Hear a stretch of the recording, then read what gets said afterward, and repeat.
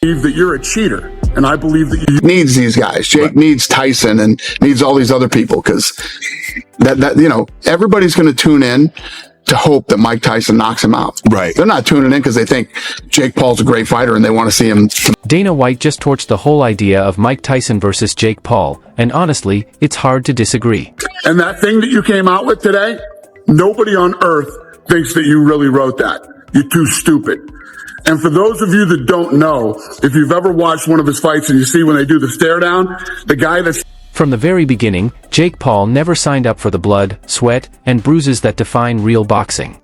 His blueprint was simple: trade punches for paychecks and turn hype into headlines.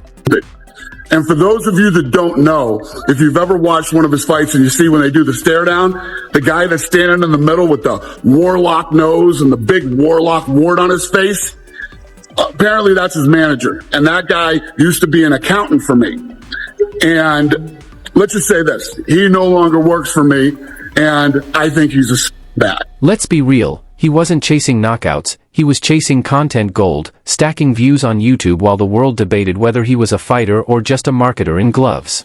Mike Tyson's promos and those over-the-top face-off clips weren't just hype, they were the entire show. Tyson knows exactly how to turn spectacle into a payday. I didn't even know the guy was fighting. When Jake Paul lost to Fury, I haven't really paid attention to Jake. I have love for Jake too. And Jake Paul? He's been riding that same hype train straight to the bank. Once a YouTuber, always a YouTuber, but Dana White didn't stop at calling Jake a clout chaser. He went further, dragging out a laundry list of alleged shady dealings that made the whole thing feel less like a fight promotion and more like a courtroom indictment. You think that you can do it better than we do? We're doing this whole thing wrong. You could treat the fighters better than we do. Knock yourself out. Go start your own business. It's easy to do. Go get the Warlock on it. The Warlock can get it started for you. What you and the Warlock should be focused on is your business. By the end, Dana had stacked so many charges against Jake that even diehard fans had to wonder if Paul's biggest talent is boxing, or scamming the system. In classic Dana White fashion, blunt, ruthless, and giving zero cares, he absolutely torched Jake Paul. No sugarcoating, no PR polish, just straight up fire. Dana branded Jake as one of the biggest frauds ever to step foot in fight sports. He fights older people that are smaller. It's all the same. But this wasn't just about trash talk. Dana accused Jake of juicing on steroids and dismissed his so-called boxing career as nothing more than a circus of gimmick fights against guys who had no business in the ring. And before anyone tries to shrug off Dana's comments, let's be clear, this is the man who took the UFC from a scrappy, near-bankrupt sideshow to a global multi-billion-dollar empire. I'm ready to roll, buddy. I don't use cocaine. Do you use steroids? Let's do this, Jake. His knowledge of the fight game isn't up for debate. When Dana speaks, even the loudest skeptics have to sit down and listen, because the guy flat out knows what he's talking about.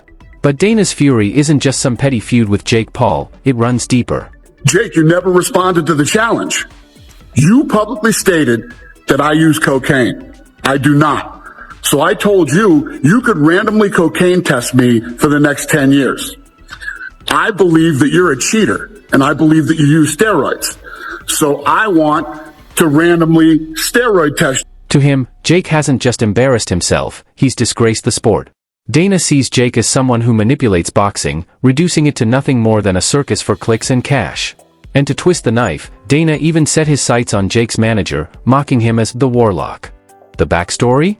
This so-called Warlock once worked as an accountant for the UFC but couldn't cut it. You think he's not paying fighters fairly? It's all greed and it's all going to fill Dana White's pockets. Dana White blasted Jake Paul for accusing him of using cocaine, so White Now, in Dana's words, he's been downgraded to Jake Paul's errand boy. Dana paints him as a walking cautionary tale, a man who went from crunching numbers to clinging desperately to Jake's social media sideshow. The mockery is brutal, and Dana makes sure everyone sees just how far this Warlock has fallen from anything resembling respectability. Even though half the guys' fucking names on the card, and the list goes on and on with that guy. Khabib, he retired. Do you think there's ever a chance that Khabib would come back and fight? Is there a number that you can say, Khabib, we got 20 million, we got 25 million? I threw the numbers at him, trust me. If you think Dana's trash talk stops there, think again. He ups the ante in a way only a true fight promoter could, by laying down a challenge that goes way beyond words. Dana is flat out demanding a steroid testing showdown, claiming Jake's oversized biceps didn't come from nothing but hard work and protein shakes, and here's where it gets wild. Dana isn't just calling Jake out. He's putting himself on the line too. To prove he's got nothing to hide, Dana offered a deal straight out of left field, 10 full years of random cocaine testing. Making money. If you can... you making real money, Dana, or are you making... I don't know. That I don't know. I don't know what he's really making. That's right, a decade of drug tests just to show he's clean, while daring Jake to do the same with steroids. It's not just trash talk anymore, it's a dare that cuts straight to credibility. This whole steroid versus cocaine drama has turned into a spectacle bigger than some actual fights. He's also considered a boxer, and he lost. So if you can keep fighting fucking 50-something-year-olds... You don't think Tyson has a chance? And making a living at it. I think that Mike Tyson has a puncher's chance against anybody. It's a full-blown media frenzy, headlines everywhere, social feeds on fire, and fans losing their collective minds. Suddenly, the Tyson versus Jake Paul matchup isn't just about who's getting knocked out in the ring, it's dripping with controversy. Accusations are flying, egos are clashing like heavyweights, and Dana's challenge isn't just spicy trash talk, it's a battle cry. Guys that box for a living and guys that are your age. How about that? He says he wants to fight Canelo. I'm just saying what he... That's what he... hear you. Then why is he not fighting Canelo? Canelo, I don't think Canelo wants to waste his time. Yeah. He's demanding Jake Paul prove he's not all smoke and mirrors. What started as simple fight hype has evolved into a circus of wild steroid accusations, drug test dares, and credibility on the line. And honestly, it's making this showdown way more explosive than anyone imagined. Jake Paul has never been one to back down from drama, especially when there's a spotlight involved. And this whole fighter pay crusade? He's leaning in hard. Jake's suddenly painting himself as the Robin Hood of the fight world, the noble warrior standing up for underpaid MMA athletes. The irony? This is the same guy who made his name pulling pranks and stirring chaos on YouTube. But now, he's rattling off numbers designed to shock.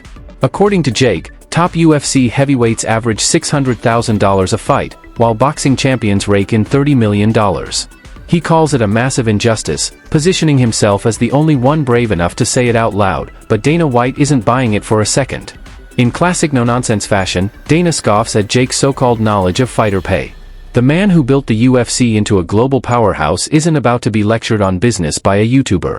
His response drips with sarcasm. If Jake really thinks he's so clever, he should stop whining and start his own MMA promotion. Dana even throws down a mocking challenge, daring Jake to put his millions where his mouth is and learn how brutal running a fight league actually is. This isn't playground banter, it's a clash of two different worlds. Dana, who's worked with legends like Khabib Nurmagomedov, an undefeated icon. And Jake, whose fight career is basically a highlight reel of viral stunts against smaller, retired MMA stars. Jake wants to expose Dana as a greedy tycoon, but Dana fires back, calling Jake a fraud who only pretends to care about fighter welfare when it boosts his brand. And honestly, it's hard not to see the hypocrisy.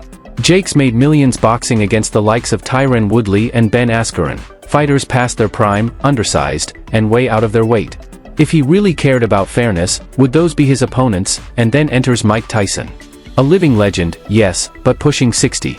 The age gap between him and Jake is almost insulting, and critics like Bernard Hopkins aren't shy about saying it. This fight shouldn't even exist, but here's the thing, as much as people criticize, they can't resist watching.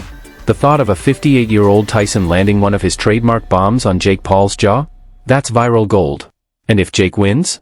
He's the bully who beat up an old man. If Tyson wins? Jake's credibility is gone.